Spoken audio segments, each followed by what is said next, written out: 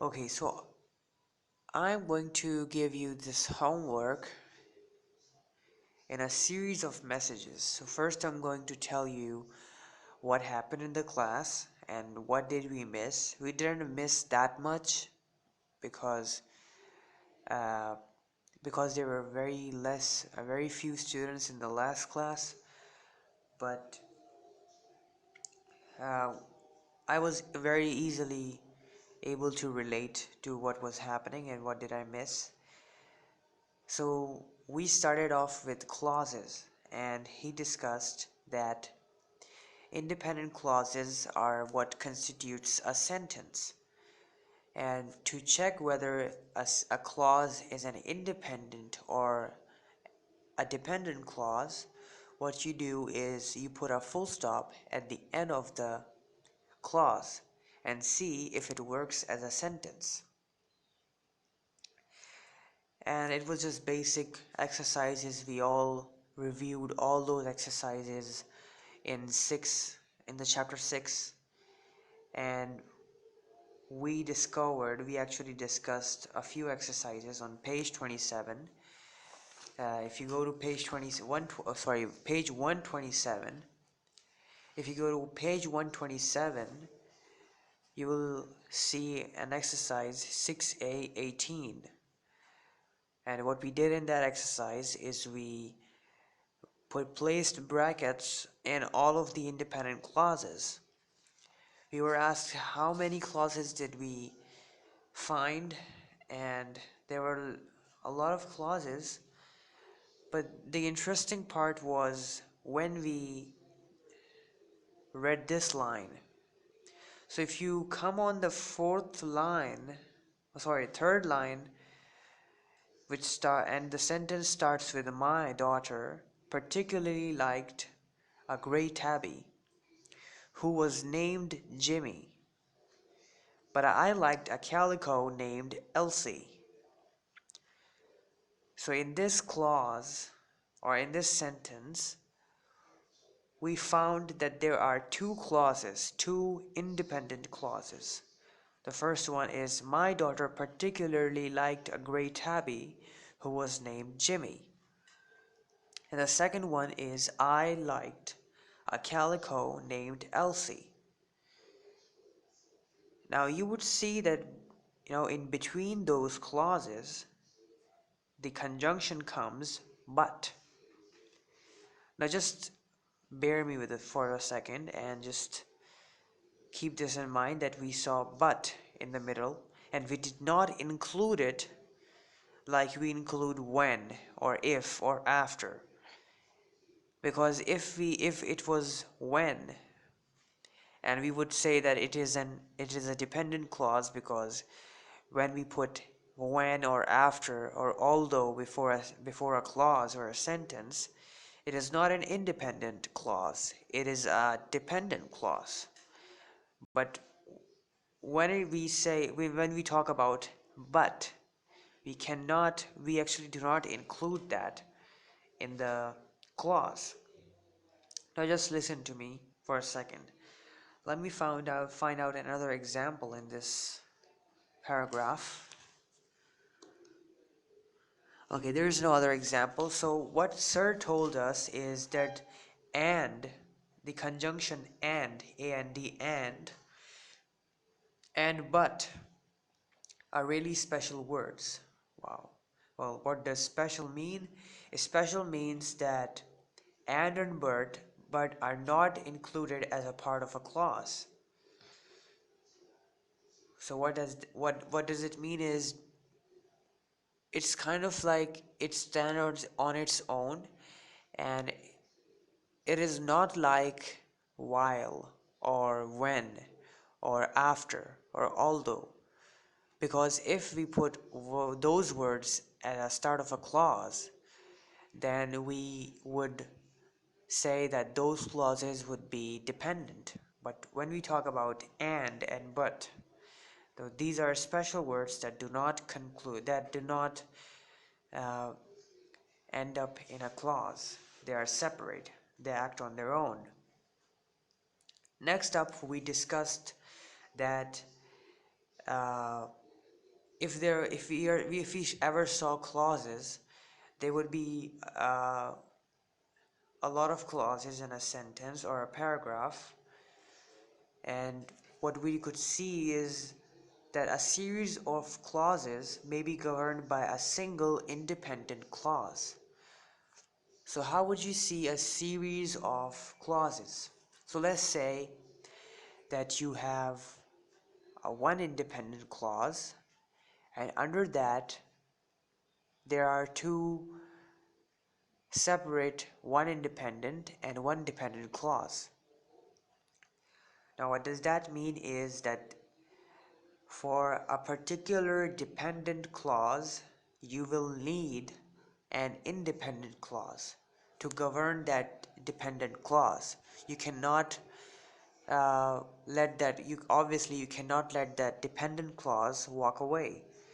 So you would obviously need an independent clause to work with a dependent clause.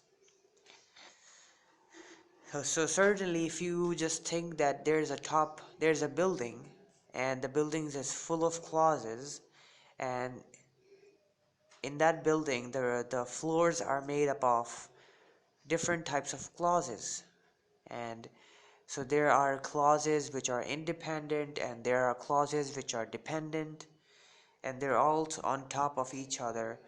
So a dependent clause is dependent on another independent clause, and that independent clause is dependent on another independent clause, and then happens over and over again until you see the last top of the block, and you see that only as there all of these clauses are actually governed by one single independent clause. So it could happen, and we discussed a few more exercises on page 128. Let me take it out. Page 128, and specifically then we moved on to identifying fragments, which is on page 131, and we did a few exercises. We studied the exercise 6b1 on page 132, and we did exercise 6b2. We actually wrote F and S at the end of the sentence, and we wrote F at the end of a fragment. But this was a very easy exercise, because if you do this exercise on your own, you would find that there are only 4 sentences and 6 fragments. Then we moved on to 6b3, and this is a much more complicated exercise, because they say that it is actually a bit more realistic. So in a realistic scenario, you would come across a fragment, and a fragment, if you know what a fragment is, let me revise that for you, is that fragments are a group of words that either are without subject or verb. So you would say that it is a naqis jumla, it doesn't work. Or even if it has a subject or a verb, there's something else that needs explanation. So that is what a fragment is. Now, how would you rectify a presence of a fragment? So he told us that fragments have a very, very cunning way of slipping into our sentences or our writing, and we wouldn't even know. So if you do this exercise 6b3, you would find it kind of very interesting, because you have to underline the fragments and you have to rectify which fragments they are. We did 1 to 5. We did only 5 sentences, and then the homework starts. So I was one of the students that found it particularly hard, because I did not do all of the previous exercises. So what he told us, that if we find that fragments are hard, what we can do is we can go back to chapter 2 and do all of those exercises which seem hard to us, and skip all those exercises which seem very easy, so as to gather more information about the subject, because chapter 2 is about subject verb agreement. And if we do all of those exercises, and if there's any concept that we come across or we have forgotten, to revise that would be a nice thing. And then we moved on to something very interesting. He told us that this will be the last week, which was this class. He told us that uh, we would be moving on to actually performing a speech or presentation or writing rather than planning. So if you remember that we did four-factor analysis, mind mapping, specific topic, and then deriving a claim, and then writing main points for the claim, all those steps. So what sir did was he gave us a topic. He just to explain the whole scenario, he actually gave us a scenario and told us to derive with a speech. And we weren't able to do that because obviously it was hard. But he said that we will go through all of those steps that we discussed in our previous classes. We have to do four-factor analysis, we have to do mind mapping, we have to do a specific topic, then derive a claim, and then and then write main points on that claim, and then finally we will erect a building. Now what that building is it is the final form. It is the final form in which you will either write a speech or an article or whatever. So the erector building is the final step. So this is the first homework. Now I'm going to crop the image and send you specific images of all the homeworks, but right now I'm giving you the homework. So this will be a separate audio file. But to derive a speech, now let's move on to how should we derive a speech. What we did was he told us that in order to derive or make a speech, we would actually have to come up with a scenario.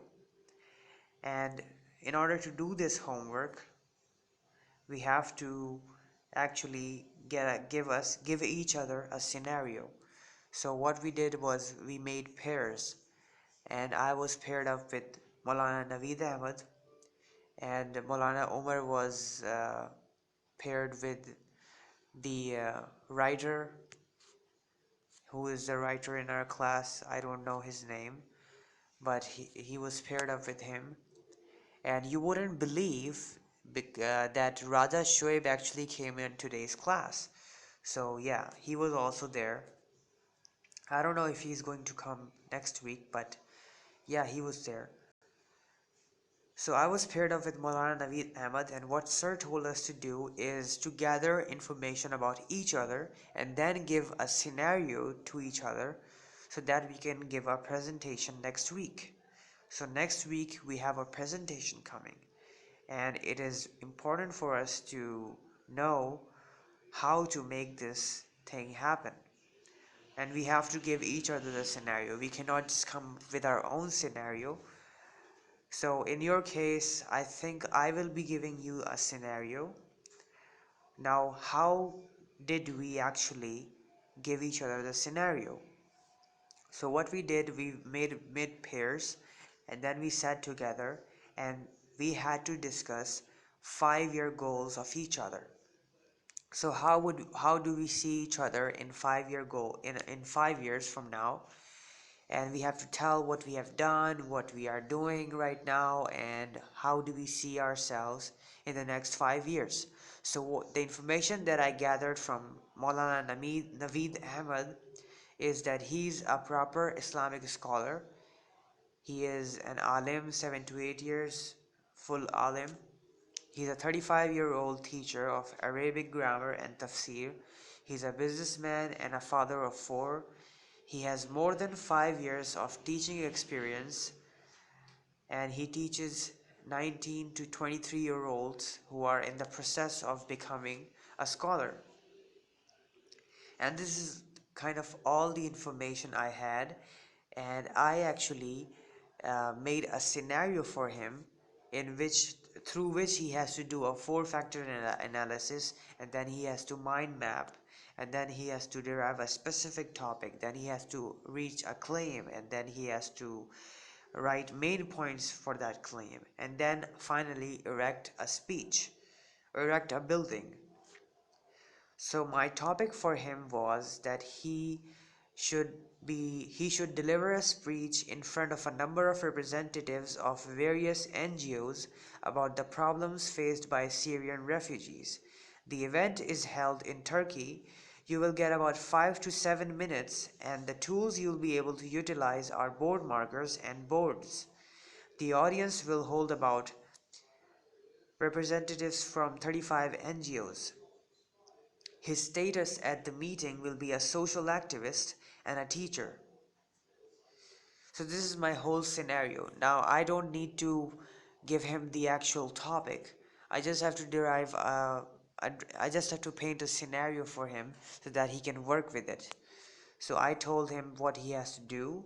I told him what was his audience. I told him that where will be the event will be held, and how much time he has, and what kind of tools he is working with, and what kind of status he is at the event. Now this is very important considering the fact that he is a teacher. So I made him a social activist so that he will be appropriate for that kind of event. And Maulana Naveed Ahmed actually gave me a topic for how the Islamic schools will progress in the future. And it relatively easier topic, but still it is very hard for me because I don't know a thing about running Islamic schools. So this is all what we did in today's class.